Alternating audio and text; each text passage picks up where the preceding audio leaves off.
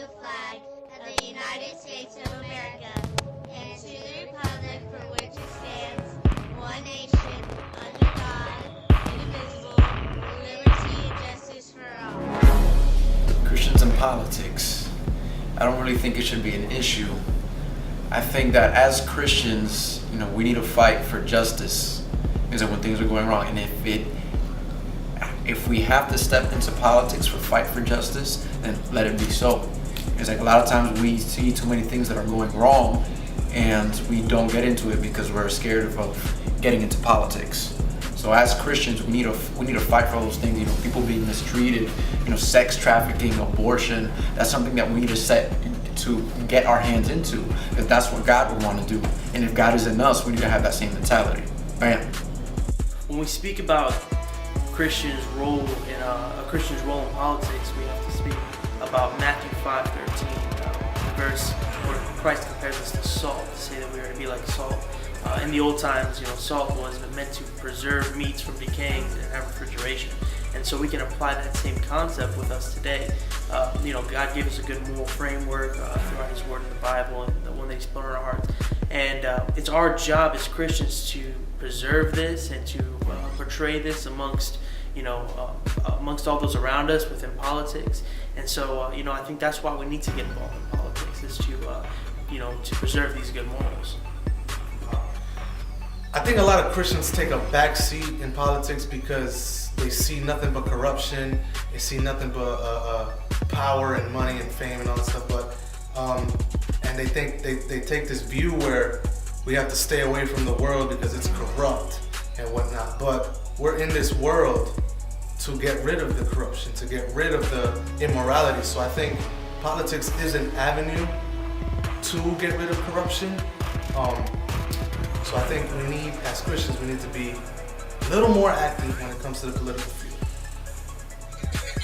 I believe that, that as Christians, we should engage the culture, and, we do need to vote, and we do need to, put our views in politics. Not saying that we should vote for people who are just strictly Christian, because you can tell America is not just a Christian nation anymore.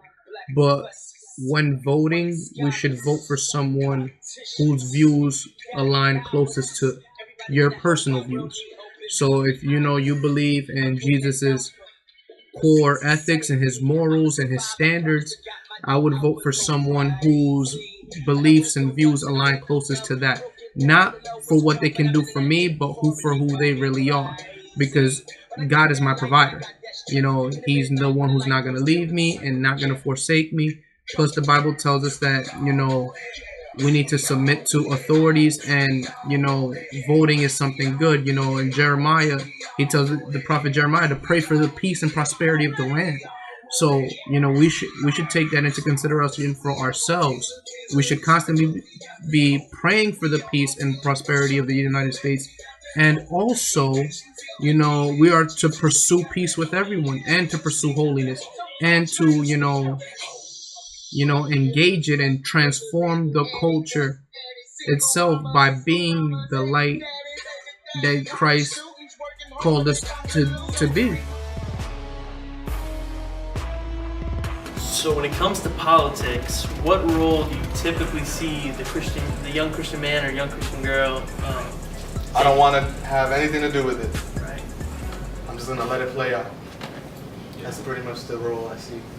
A lot of people have the mentality of, Jesus is going to come back, you're the Antichrist, and the years of tribulation. I'm just going to let it play out and wait till I get to heaven. There's nothing we can do to change what's going to happen.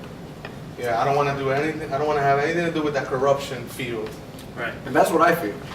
We just stay out.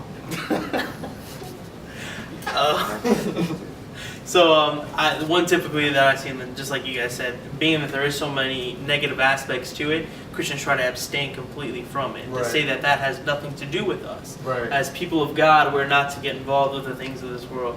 I've even seen people say things to the extreme of, the Bible has nothing to do with politics. Right. And that's actually a perfect note to hit this. Don't stone me, for the viewers out there. But Gandhi says, those who say religion has nothing to do with politics. Wait, Gandhi? Gandhi. Really? The Gandhi. Yeah. Okay. Right. Sorry, keep going. Those who say religion has nothing to do with politics don't know what religion is. Ooh. Right. And that's definitely very deep because it kind of encompasses the whole mentality that we should have toward politics. Yeah. Being people of God, that actually enables us to get involved with these kinds of things. Right, right. Because we are to be a voice of God here on earth. Right. Absolutely. So how is God supposed to speak? And we're not saying that God can't speak because we don't speak. He can do whatever he wants. But how are we the voice of God here on earth and we don't speak? Absolutely. You know, so I think one of the a verse or a chapter in the Bible that talks a lot about government and authority is Romans 13, and it's a lot of emphasis on it. It talks about paying taxes. It talks about submitting to authority. Why? Because God put them there. The devil doesn't put people in office. God puts them there. All part of a divine plan that he has. And to say that we have to step back and let God do whatever he wants to do, I think that's a little extreme. Some people have, and you know, this is common amongst believers, some people have like an idea already established in their head of what they think a Christian's role is in politics. So a lot of times they'll use scripture out of context to justify their view on this. Right. And so my advice would be definitely look at the context of any scripture that is given that opposes, you know, getting involved with your local politics. Absolutely. One quote that I've heard on a lot of different occasions by Edmund Burke, and I think this is definitely something that pertains to the mentality that we should have. It says, "All that is necessary for evil to triumph is good men to do nothing." Wow. Yeah. So it means, and when we say good men, the good men that we're talking about is those who have Christ, Right. those who are in Christ. Right. So the only evil would be those who have Christ to do nothing. Absolutely. And that's exactly what it is. You know, it goes back to Matthew 5:13, being salt. That we're meant to be the preservers of the good things that God has given us. Not to beat a dead horse, but you know that's the idea, and that goes along with this quote as well. Yeah, I think that a Christian's role in politics is not to have a role in politics. It's just to be a Christian at all times. You know, if politics have a comes your godly way, life. have your. It's like Absolutely. we're supposed to be people of peace. Right. You know, and peace can go a long way when you're looking for politics. You know, a lot of people, insult the United States. You know, for when they see injustice, we go in and try to help. You know, and you can argue about maybe they have double intentions, but in the end, we need to fight for peace. Absolutely. You know, when we see wrong things, that's the Christian thing to do. Mm-hmm. Absolutely. I know we get a lot of negative feedback from other countries and things of that nature when they refer to us as the world's police. Right, yeah. Who got weapons of mass destruction? Right. And so, but I'd like to have that role. You know what I mean? I'd like to be the one that, our point is not to push our political views on anybody, but to basically, the goal is to enable believers to get involved in politics. Right. And that's the point. But, I think having that role is definitely one good aspect of America. You know what I mean? Being seen in that light. I like it. You know? I do too. Yeah. I do too. And I think we need to establish something here.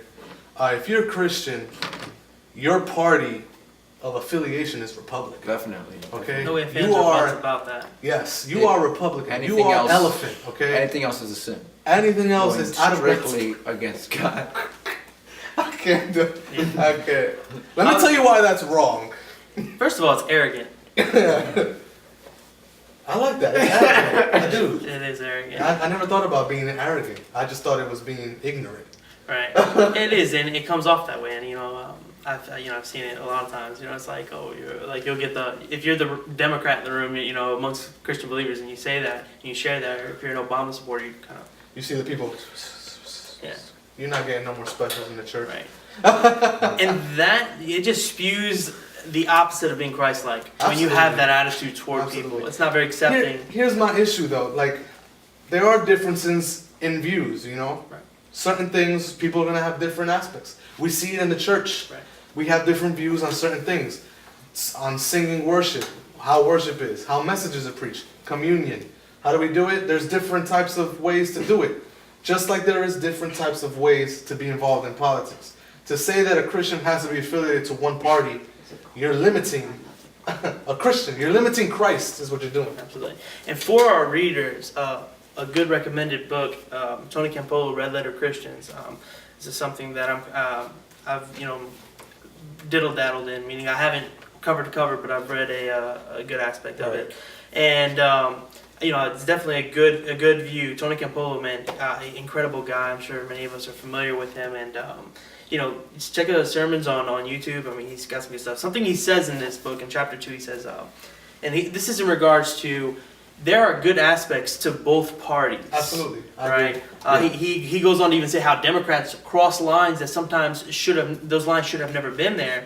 And then conservatives or Republicans, they hold the lines that should remain there. Right. And so, more specifically, Democrats within women's rights, they were the ones that pushed that. With black rights, they pushed that. And so, for us to completely eliminate the Democrat Party as the non-believers, that's where we have a problem. And just because you are affiliated with a party, let me say this, does not mean you support every aspect of that party. That party. Or like when you say you support a candidate, it doesn't mean you support everything of that candidate. Right. Yeah. It's just the one that aligns more with your views and your morals and your values. It's always like picking the lesser of two evils. Absolutely. What you feel is the lesser of two evils. Absolutely. Exactly. Right, exactly. Right. Because when in reality, how can we really measure the evils? Absolutely. Good point, Nick. Oh my God. Look at that. All right, so the quote he says. That was good. The quote he says in chapter 2 says, in reality, conservatives and liberals need each other. Conservatives maintain lines that should never be crossed, while liberals destroy many lines that should never have existed. Yes. To give you to you from the words of Tony Campolo himself. Yes. And I think I don't know how we should tackle this, the fact that there seems to be a light on politics that shows a corruption side. And most people, when they think of congressmen, they think of sick deals behind the backs. Right. Or there's another motive why he's pushing this. Right. Or, we even go deeper, there's people behind the congressmen or the political people who are pushing them. Conspiracy theories out there.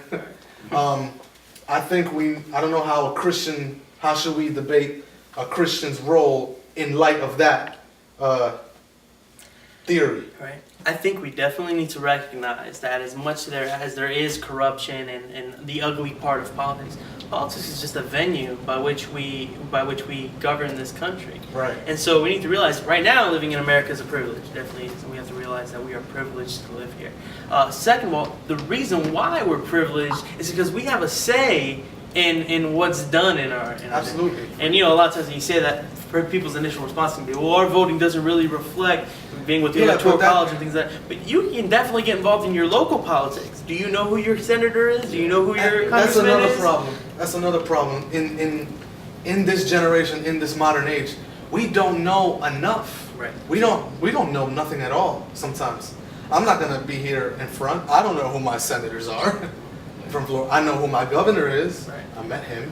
But a lot of I'm high class. We don't know enough. Like, I was watching a movie the other day, Lincoln, and everyone knew what was going on in the government. They knew the bills that were being passed. They knew who was in charge, who was doing what, who stood for what.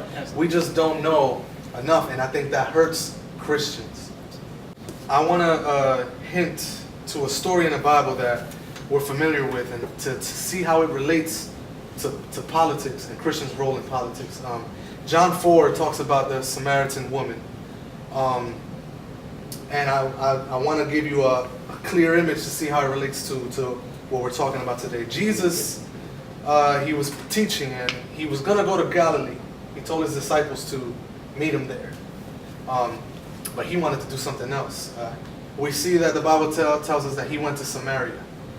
To get to Galilee from where he was, Jews usually took another route because they didn't want to cross through Samaria, because they wanted to avoid it because they didn't talk. Controversy, yeah. They didn't talk. Right. But Jesus went to Samaria, and he found himself at a well, Jacob's well, and he found a woman there, and he told the woman, he didn't tell her, I'm Jesus, you need to be saved, you need to do this, you're doing this wrong. All he said was, give me the drink. And with that being said, I think in talking about politics, the avenue is there, Samaria is there, and we need to go through it, not trying to shove Jesus down people's throat, but just begin dialogue. Yeah. Talk about values, Right. talk about morals. Even the fact that he spoke with her shows that he was for women's rights. Exactly, Right. exactly. Right there. Which, are we not to get into women's rights because we're not getting into politics? Exactly. And then we see the political response in the woman. Don't you know you're not supposed to be talking to me? Don't you know you're not supposed to be in these areas? What are you doing? And then Jesus said, what did Jesus say? If you knew who was talking to you, you would ask me for water. So I think we should take that approach. It's like, if you political parties knew who was in me, then you would ask me for my values, my morals, and you would want to push what I have to say, because what I have to say comes directly from the source of life. So I think John 4 with the Samaritan woman paints a beautiful small picture of our role in political views. And we need to be in there. Not all of us, that's not all of our calls, but Right. we need to be vocal about our views when it comes to morality and the things of God. Yeah, I mean, to fight social injustices, period, you have to get into politics. And Jesus broke all the rules Yeah, that he were, did. he preached to people that people normally didn't preach to. He went to the poor. He went to the, to the people and the outcasts that people normally wouldn't speak to, and Touched he the showed them lepers, love. Yeah, He fed them. He healed them. He did all of that, and that's something that today, we, to look at social injustices, you have to get into politics. Jesus fought the corruption of the Pharisees. Exactly. Who are we to stay away from corruption? Yeah. We need to fight the corruption. Yeah, and in Psalms 97 it says that righteousness and justice are the foundation of God's throne. He is founded on that. And if God is in us, that means that's our foundation. Absolutely. We need to see justice and righteousness at any means. Absolutely. When it's politics, we avoid it. Yeah. We can't take back seats to That- something this big. Righteousness and justice, in a sense, is part of the gospel. We're supposed to preach the gospel, and that comes, the gospel is righteous. It brings righteousness. I'm glad you mentioned the gospel, because we need to also make note that we're not going to change America. We're not going to change the government or politics by getting involved. The gospel's going to do that. But the only way the gospel's going to change it is if we get involved. Just like it's not our involvement that's going to change the corruption, it's the gospel. But we need to bring the gospel by getting involved. Yeah, allow God to use you as the vessel that He's gonna use to talk to these people. Absolutely. And on that note, something I'd like to point out: the answer is not a Christian political party. Yeah, no. That's that's the lion or the lamb, whatever. which is good, we're affiliated with the Lamb, but right, let's but not push. But what's most effective is if we have Christians amongst the Democrats, if we have Christians amongst the Republicans in their meetings, spread across. And that's something that Tony Campolo points in the book as well. He says, that we don't need this one centralized party, because then, our partisan part of politics is not gonna Affect we're the gonna other find ones. ourselves debating others. How much more effective are we if we're Inside. involved in these parties? Inside. Right. On a final note that we want to talk about is in the book of Thessalonians, Paul finds himself dealing with these people that are very concerned with Christ's second coming. They're very worried about it. Paul writes a letter, reassures them Christ has not come yet. The time is coming, though. Be aware, so on and so forth. Second at Thessalonians, we see by reflective reading that these people panicked. They overreacted completely. They started to think that Christ either already came, so they started dropping out of society. They started spending all their wealth on maintaining themselves at the present time. And Paul urges them, don't do this. Maintain your jobs, maintain your roles in society. Seek education. Right. Don't drop out of society as I'm a believer, so I drop out of these things. No, that's not what we're meant to do. Paul definitely encourages the Thessalonians to maintain an active role within society. And so, Right. I think we can take that. We can't take the back seat and not do anything in the world because we know Jesus is coming back. No, we need to go into the world, infiltrate politics, infiltrate educational system, infiltrate the courts, infiltrate every single aspect of society, and let them know, hey, Jesus is coming back. We don't do nothing by separating ourselves from the world. A lot of people use that out of context, it's like, we need to be separate, we need to be separate. We do, but we don't need to be separated, We need to be separate while in the world. We're separate because Christ is in us. Right, and we need to show Christ in us in the world. We can't be a light of the world if we're amongst light. We need to be in darkness. And politics is that darkness. The light shines its brightest in darkness. So we're not saying pursue a political career. Right. We're saying be aligned and know the political views within your community, your area, your state. If you feel like you're being led by the Lord to pursue a career, a career in politics, go for it. Be afraid of the corruption of it that that will stop you. Stopping doing that because of that corruption. See that as a venue that the Lord is going to use you to bring the gospel. Absolutely. Good night, San Diego.